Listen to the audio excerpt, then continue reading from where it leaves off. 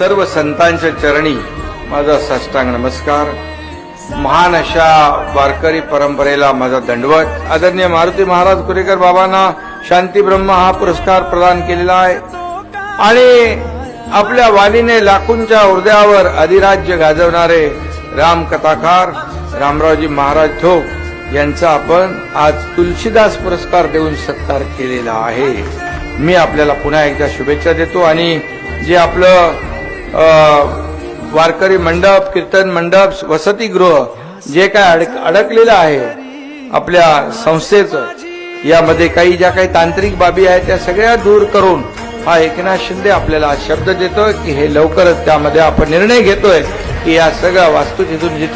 जिथून हे सगळी कार्यशाळा आहे, हा कारखाना आहे, हे सगळं देश घडवण्याची, पिढी घडवण्याचा कारखाना आहे, तिथं काही कमी पडू देणार नाही हा शब्द